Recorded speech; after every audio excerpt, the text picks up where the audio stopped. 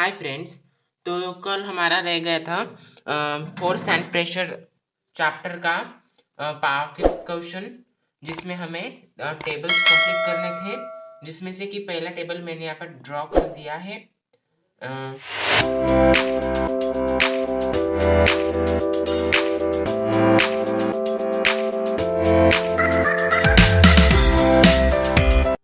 Total 3 tables हमें आज complete करने हैं, ठीक है। और उसके बाद हम देखेंगे क्वेश्चन 7, 6 और 8, तीनों क्वेश्चन हम देखेंगे, ठीक है। तो ये वाला मास है 350, ये हमारा मास है, ये वॉल्यूम्स है और ये डेंसिटी है। तो हमें ये ब्लैंक भरना है और ये वाला भरना है। उसके बाद ये बॉक्स कंप्लीट हो जाएगा। और हम इससे कौन सा फार्मूला यूज करेंगे? Density is equals to mass upon volume, ये वाला फार्मूला हम इसके लिए यूज करेंगे। तो चलिए सॉल्व करते हैं। डेंसिटी यानी यहाँ पर लिखनी है हमें, एक डेंसिटी और एक मास निकालना है, ठीक है। सबसे पहले फर्स्ट वाला फिल करते हैं यहाँ पर डेंसिटी, ठीक है। डेंसिटी हमारे पास कुछ भी नहीं है, तो हम डेंसिटी की जगह पर डेंसिटी ही लिखेंगे।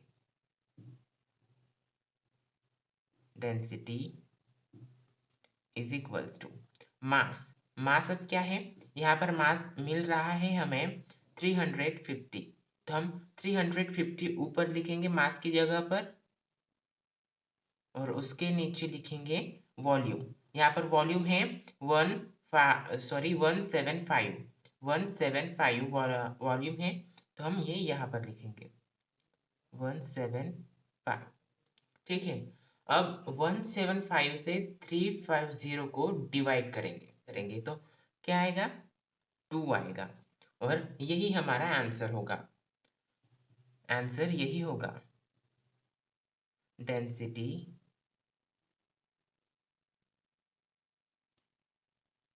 इज इक्वल्स टू 2, ठीक है। और ये डेंसिटी हम कहाँ पर लिखेंगे? यहाँ पर, क्योंकि हमने पहली लाइन की वैल्यू ली है, ठीक है। इसलिए हम डेंसिटी यही लिखेंगे 2, ठीक है। इसके बाद हमें ये फिल करना है, ये वाला बॉक्स कंप्लीट करना है, ठीक है। अब हम उसे सॉल्व करते हैं। तो पहले हम वैल्यूज ले लेते हैं उस फार्मूले से लेकर, ठीक है। फिर से हम इसी फार्मूले से ये सॉल्व करेंगे, ठीक है। तो लिख लेते हैं, हम लिख लेता हूँ density is equals to mass upon volume. हम यही फॉर्मूले से सॉल्व करेंगे, मास अपॉन वॉल्यूम, ठीक है। और यहाँ पर is equals to therefore density मिल रही है हमें, डेंसिटी 4 है, सेकंड वाले में 4 है, तो हम डेंसिटी की जगह पर 4 लिखेंगे, ठीक है। इज इक्वल्स टू मास हमारे पास नहीं है, तो हम मास की जगह पर m लिख देते हैं। मास का m मैंने शॉर्ट में लिखा है, मास लिखने से अच्छा। और वॉल्यूम हमारे पास 190 है, तो हम नीचे लिखते हैं 190, ठीक है। अब हमें m कैसे मिलेगा, मतलब मास कैसे मिलेगा? तो आइए मैं बताता हूँ आपको मास कैसे मिलेगा हमें। तो हमें अभी ये वाला जो 190 है, ये यहाँ पर लेके जाना पड़ेगा और इज इक्वल्स टू मास करना पड़ेगा। ऐसे देखिए 4 ऑब्जेक्ट, ये वाला 190 यहाँ पर आएगा तो ये इंटू हो जाएगा, ठीक है। इंटू 190 इज इक्वल्स टू, इधर बचा सिर्फ m, तो हम यहाँ पर m लिख देंगे। सो देयरफॉर हम m को इधर लेकर आएंगे, m इज इक्वल्स टू, अब देखिए 4 को 190 से मल्टीप्लाई करना है, तो m आया 360, सो मास इज इक्वल्स टू 760, और यही मास हम यहाँ पर फिलअप करेंगे इस ब्लैंक वाले बॉक्स में। क्या करेंगे? 760। तो ये फर्स्ट वाला बॉक्स हमारा कंप्लीट हो गया है। अब हम हमारा दूसरा वाला सॉल्व करते हैं। तो हमने अभी सेकंड टेबल भी ड्रॉ कर दिया है। यहाँ पर है डेंसिटी ऑफ मेटल, ओके, और ये डेंसिटी ऑफ वाटर है और ये रिलेटिव डेंसिटी है, ठीक है। और हमें भी यहाँ पर दो ब्लैंक है, हमें इन्हें फिलअप करना है और उनको फिल करने के बाद ये बॉक्स भी हमारा कंप्लीट हो जाएगा। इसके लिए हम ये वाला फॉर्मूला यूज करने वाले हैं, relative density is equals to density of metal upon density of water. ये जो फार्मूला है ये आपके पेज नंबर 21 पर दिया गया हुआ है। आप स्क्रीन पर देखिए, मैं दिखा रहा हूँ, ठीक है। तो इसी फार्मूले से हम ये सॉल्व करेंगे। तो सबसे पहले रिलेटिव डेंसिटी, यहाँ पर देखिए डेंसिटी ऑफ अ मेटल यहाँ पर नहीं है, इसका मतलब हमें ये कंप्लीट करनी है, फाइंड करनी है। तो यहाँ पर रिलेटिव डेंसिटी दी गई है, तो हम यहाँ पर लिखेंगे रिलेटिव डेंसिटी की जगह पर 5, क्योंकि रिलेटिव डेंसिटी 5 है, ठीक है। 5 इज इक्वल्स टू, और यहाँ पर डेंसिटी ऑफ मेटल है, तो यहाँ पर मेटल की डेंसिटी दी नहीं है, तो हम डेंसिटी नहीं लिखेंगे मेटल की, ठीक है। तो हम मेटल की डेंसिटी को डेंसिटी ऑफ मेटल लिख देते हैं, density of metal.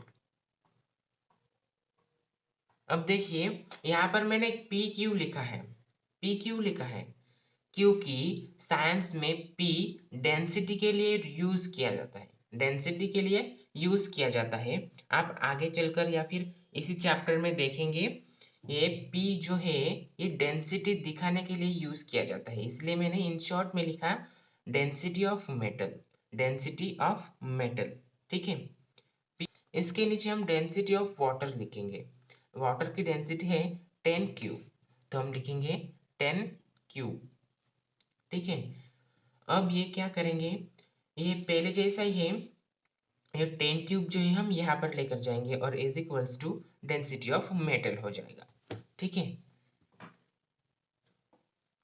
So therefore 5 into 10 cube, 5 into 10 cube कैसे आया, क्योंकि ये 10 हमने यहाँ पर लेकर गए, तो ये क्या हो गया, इंटू में बदल गया, is equals to density of metal, ठीक है, डेंसिटी ऑफ मेटल। और यही हमारी मेटल की डेंसिटी हो गई है, ठीक है। तो हम यहाँ पर इस बॉक्स में लिखेंगे 5 इंटू 10 क्यूब, ठीक है। अब इसके बाद हम सेकंड वाला सॉल्व करेंगे जो इस बॉक्स में दिया गया है, जो इस बॉक्स में जो नंबर है वो हम सॉल्व करेंगे, जो कि रिलेटिव डेंसिटी है, ठीक है। और हमें ये वाली वैल्यू और ये वाली वैल्यू से ये निकालना है, तो हम यही फॉर्मूला उसके लिए भी यूज करेंगे, यही वाला फॉर्मूला यूज करेंगे, ठीक है। सो देयरफॉर रिलेटिव डेंसिटी हमें फाइंड करनी है और ये हमें नहीं मिल रही है, तो हम यही लिख देते हैं relative density, relative density is equals to, is equals to, इसके बाद हमें ऊपर क्या फाइंड करना है, डेंसिटी ऑफ मेटल। तो यहाँ पर हमें ऊपर लिखना है, मतलब मेटल की डेंसिटी लिखनी है, और यहाँ पर मेटल की डेंसिटी क्या है 8.5 इंटू 10 क्यूब, तो हम यही यहाँ पर लिख देंगे 8.5 इंटू 10 क्यूब, ठीक है। और इसके नीचे है density of water, density of water.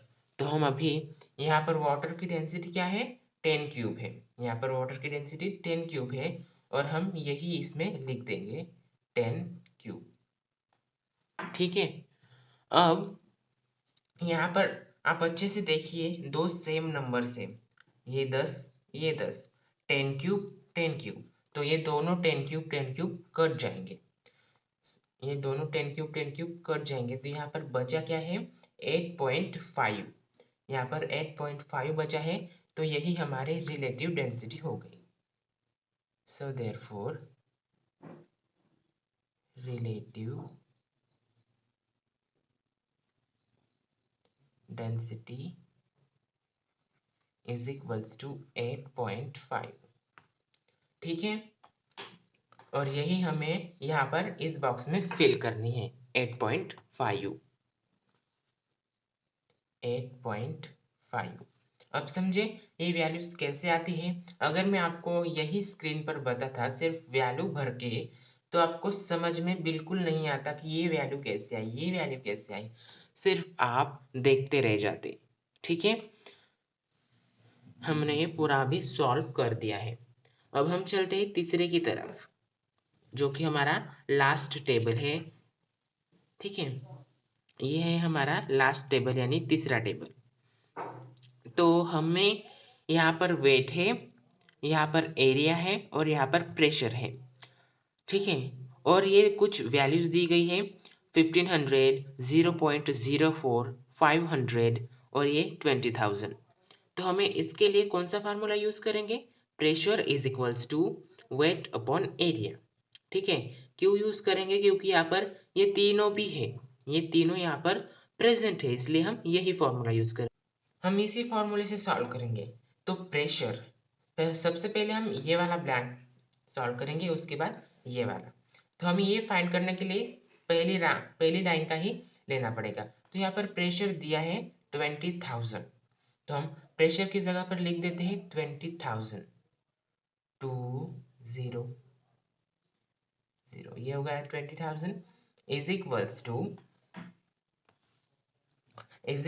To यहाँ पर वेट लिखना है हमें, तो यहाँ पर वेट है ही नहीं, तो हम वेट की जगह पर कुछ नहीं लिख सकते, क्योंकि हमें वेट फाइंड करना है, इसलिए हम यहाँ पर W लिख देते हैं। अब W क्यों लिखा है, क्योंकि वेट का वो पहला लेटर है W, इसलिए लिखा है इन शॉर्ट। और उसके नीचे एरिया लिख देते हैं। तो एरिया यहाँ पर दिया गया है 0.04, एरिया यहाँ पर 0.04 दिया हुआ है। ठीक है, 0.04। ठीक है, तो यही होगा। अभी ये 0.04 यहाँ जाकर मल्टीप्लीकेशन हो जाएगा, इज इक्वल्स टू 8 हो जाएगा। तो हम अभी वही करते हैं। ठीक है, so therefore 20,000 into 0.04 is equals to weight. ठीक है, अगर हम इसको इससे मल्टीप्लाई करेंगे, 20,000 को 0.04 से मल्टीप्लाई करेंगे तो क्या आएगा, देखते हैं क्या आता है। ये जीरो है और ये भी जीरो है, तो ये वाला जीरो कट हो जाएगा और ये जीरो कट हो जाएगा, ये जीरो कट होगा तो ये जीरो कट होगा, तो बचा क्या, यहाँ पर 200 बचा और यहाँ पर 4 बचा। तो हम फिर से वही वैल्यू लिख देते हैं, 200 into 4 is equals to weight. ठीक है, इसके बाद 200 इंटू 4 करेंगे तो आएगा 800। ठीक है, so therefore weight is equals to 800। अब ये हमें हमें वैल्यू मिल गई ना, तो वेट इधर लेकर जाना है और ये इधर लेकर आना है, तो ये हो जाएगा 800। ठीक है, 200 इंटू 4 इज इक्वल्स टू 800। ठीक है, और इसके बाद जो ये वेट है वो हम इस बॉक्स में भर देंगे 800, क्योंकि ये हमारा वेट है, निकल कर आया हमारा। बाद हम ये वाली ब्लैंक जो है इसे फिल करेंगे। ठीक है, और यही फॉर्मूला उसके लिए यूज करेंगे, pressure is equals to weight upon area. ठीक है, सो देयरफॉर देखते हैं प्रेशर। प्रेशर यहाँ पर है, लेकिन यहाँ पर प्रेशर की वैल्यू दी नहीं है, इसलिए हम प्रेशर की जगह पर प्रेशर ही लिखेंगे। Pressure is equals to weight. अभी वेट यहाँ पर दिया गया है 1500, 1500 हमारा वेट दिया गया हुआ है, तो हम यहाँ पर वही लिखेंगे। और इसके नीचे लिखेंगे 500 क्योंकि वो एरिया है और नीचे एरिया लिखना है। ठीक है, अब हमें इसको इससे डिवाइड करना है, 500 से 1500 को डिवाइड करना है, तो इज इक्वल्स टू 3 आएगा। ठीक है,